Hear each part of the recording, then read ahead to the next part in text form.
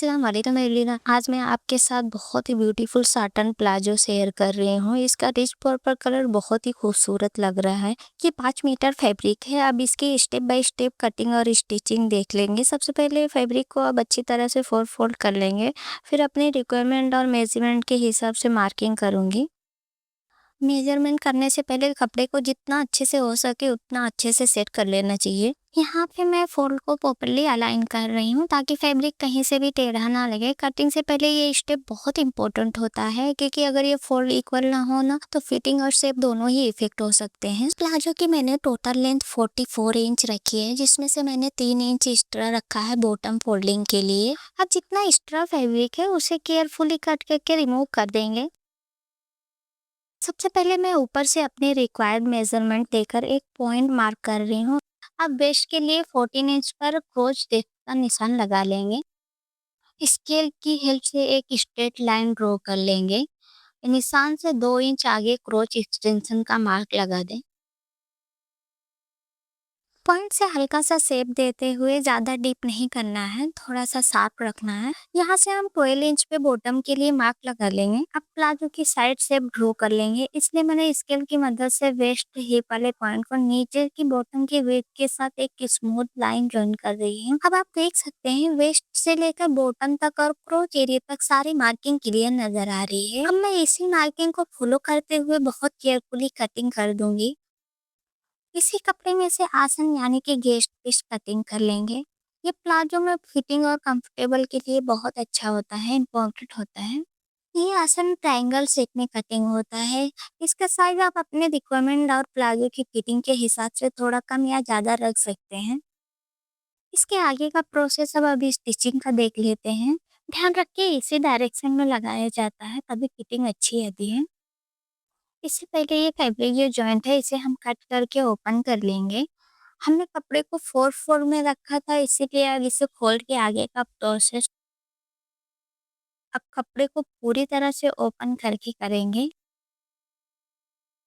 सिर्फ एक साइड पर आसन को रखना है और उसे कॉर्नर को क्रोच के दोनों पॉइंट के साथ अलाइन करना है। इस स्टेप में प्लेसमेंट सही होना बहुत जरूरी होता है क्योंकि अगर आसन उल्टा या टेढ़ा लग जाए तो फिटिंग भी सही नहीं आएगी।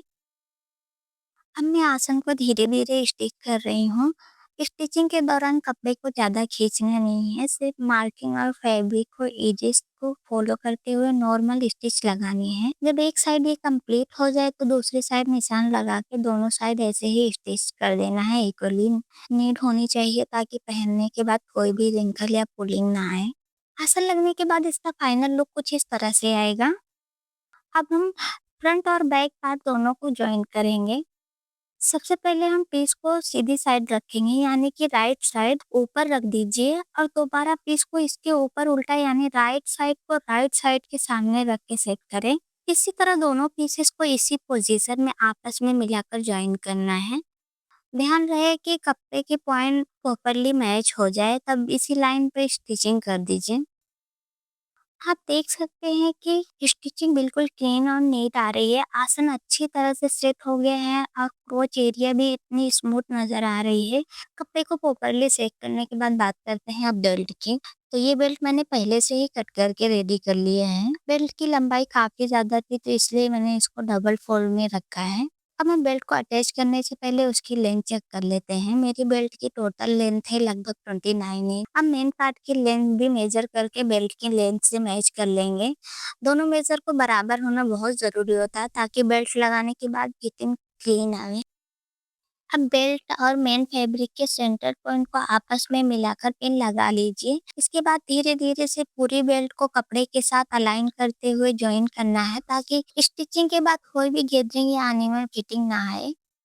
यहाँ तक ये बेल्ट की स्टिचिंग कंप्लीट हो चुकी है। अब सबसे पहले बेल्ट की जॉइनिंग वाला जो हिस्सा है, जो एक्स्ट्रा फैब्रिक है उसे केयरफुली ट्रिम करके निकाल देंगे ताकि अननेसेसरी बुल्क ना रहे। दोनों फैब्रिक को अच्छे से मिलाकर इसी लाइन पर सीधी सिलाई चला दें। देखिए बेल्ट की जॉइनिंग पार्ट कितना क्लीन और अच्छे से फिनिशिंग हुआ है। कपड़े को अच्छे से ओपन कर लेंगे। अब बेल्ट को अंदर की तरफ फोल्ड करेंगे और पहले वाली सिलाई को कवर करते हुए एजेस पर एक और टॉप स्टिच लगा देंगे। इस स्टेप से बेल्ट के अंदर से भी नीडली फिनिश आएगी। इसी वजह से प्लाजो पहनने पे ज़्यादा कंफर्टेबल फील होता है। अगर इस स्टेप को ध्यान से किया जाए तो प्लाजो की फिटिंग और फिनिशिंग दोनों प्रोफेशनल लुक देता है। हैंड तक पहुँच के मैं इतनी सी ओपनिंग छोड़ दी है, इसी से इलास्टिक बेल्ट के अंदर इंसर्ट करूँगी। अब वेस्ट के हिसाब से इलास्टिक माप लूँगी, यहाँ लगभग 28 इंच की इलास्टिक ली है।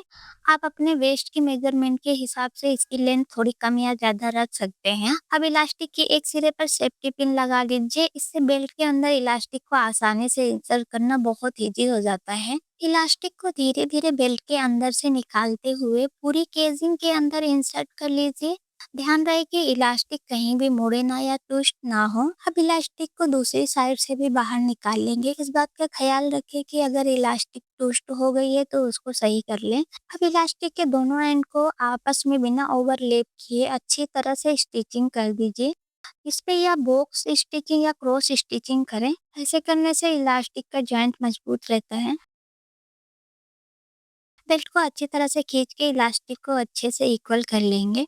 इलास्टिक इंसर्ट करने के लिए इतना सा पार्ट ओपन किया था, अब इसको भी एक स्टिच लगा के बंद कर देंगे। स्टिचिंग अच्छे से कंप्लीट हो गई है। अब इलास्टिक को अच्छे से स्ट्रेच करते हुए बेल्ट के बिल्कुल बीच में एक स्ट्रेट स्टिचिंग लगा रही हूँ। स्टिचिंग करते वक्त इलास्टिक को अच्छे से खींचना है ताकि पूरी बेल्ट में गेदर एक इक्वल डिस्ट्रीब्यूट हो जाए, कहीं कहीं ज़्यादा और कम ना हो।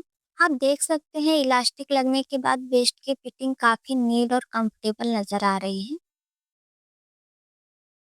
अब लास्ट स्टेप में बॉटम पार्ट की एक फिनिशिंग देख लेते हैं जो बिना स्टिचिंग के बहुत ही खूबसूरत क्लीन बन के आई है।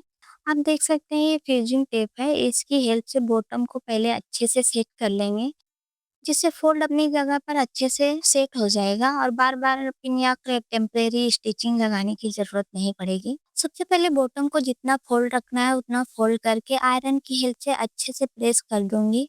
इससे फोल्ड अपनी जगह पर सेट हो जाता है। फ्यूजिंग टेप को अंदर सेट करके हल्का-हल्का सा वाटर स्प्रे करके अच्छे से आयरन कर दूंगी। हीट की वजह से फ्यूजिंग टेप फैब्रिक के साथ अच्छी तरह से चिपक जाता है। इससे बॉटम बहुत नीसली सेट हो जाता है और अच्छी सी फिनिशिंग आ जाती है। बिना स्टिचिंग लगाए बॉटम पार्ट की फिनिशिंग कितनी अच्छी आई है। अब लास्ट स्टेप में क्रोच के जॉइंट पॉइंट से नीचे की तरफ चौक की हेल्प से एक सीधा निशान लगा लेंगे ताकि स्टिचिंग बिल्कुल स्ट्रेट आए। निशान लगाने के बाद इसी लाइन को फॉलो करते हुए पूरी लेंथ पे मशीन से स्टिचिंग कंप्लीट कर दूंगी। स्टिचिंग करते वक्त बस ध्यान रखें कि लाइन लाइन बिल्कुल सीधी और इवन लगे ताकि दोनों साइड का फिनिशिंग क्लीन और प्रोफेशनल लगे। इस तरह पूरी लेंथ में धीरे धीरे से स्टिचिंग कंप्लीट कर देंगे। सिलाई कंप्लीट होने के बाद इसे आप सीधा करके देखते हैं। आप देख सकते हैं कि दोनों पैर बिल्कुल अच्छे से और एक शेप में आ गए हैं और स्टिचिंग भी बहुत नीट और फिनिशिंग लग रही है। अब हमारा प्लाजो ऑलमोस्ट रेडी हो गया है। इस तरह का लूज प्लाजो आप कैजुअल वेयर के लिए भी बना सकते हैं, फैमिली गैदरिंग या किसी भी स्पेशल ओकेजन से बना सकते हैं। अल्लाह हाफिज, मिलते हैं नेक्स्ट वीडियो में नए डिजाइन के साथ और अपना बहुत सारा ख्याल रखें।